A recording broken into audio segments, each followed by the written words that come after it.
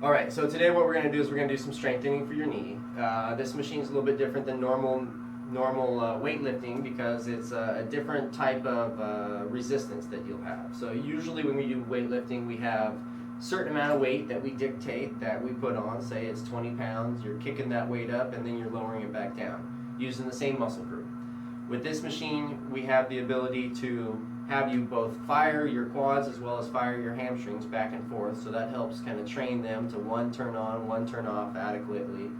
The other thing that's really nice about it is basically it's only a concentric type of muscle contraction. So there's 3 different types of muscle contractions: concentric, where you're shortening; eccentric, where you're lengthening; and then isometric, where you're staying the same. Okay, and so with this machine, we're doing only the concentric strengthening, which is actually the safest type of strengthening to do prior to the eccentric strengthening. And so the benefit is it's significantly safer. So much less risk of injuring ourselves. Usually an injury will take place as the muscle is starting to tear away. It's as the muscle tears away and can't tolerate whatever that resistance, that's when the actual stretch and the actual injury takes place. And so when we're doing the concentric exercises, there is no eccentric component, so it's significantly safer. We can do it much earlier in rehabilitation.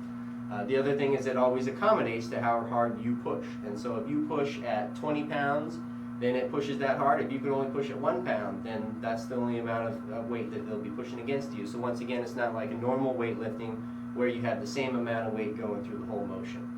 The reason that's important is because our muscles have what they call a length-tension relationship. So the length-tension relationship, a muscle is weakened when it's shortened, it's weakened when it's lengthened, and it's strongest right in the midpoint. So as you see when we're doing these exercises, you'll notice a little graph take place almost like a mountain, because you'll only be able to do 5 or 10 pounds, then up to 20, 30, 40, whatever you're able to do, then back down to 5 or 10 pounds. And so efficiency-wise, it actually strengthens the entire motion as opposed to strengthening just a small portion of the motion.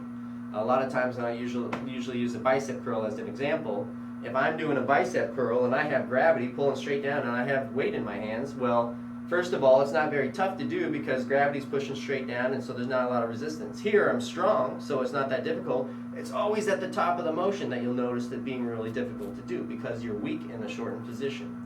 So, likewise, if I did a bicep curl with my arm out extended, it'd be really difficult when my muscle's lengthened, strong right here in the midpoint, and then all of a sudden gravity's not providing any resistance, so it's really easy right here. So normal weightlifting, we are only strengthening a very small portion of the range of motion compared to with this machine, we're strengthening the entire motion. And so we're going to try one set right now, see how it feels. We're just going to do 4 nice and easy here to start out with, but you're just going to have you pull back and then kick back and forth as hard as you feel like you can comfortably without having any discomfort. So go ahead and try it.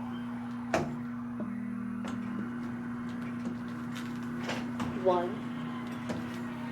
Likewise on here, you can see how you're doing about 100 pounds in the mid-range of the motion, but you're only doing 25, 15 pounds in the very beginning and into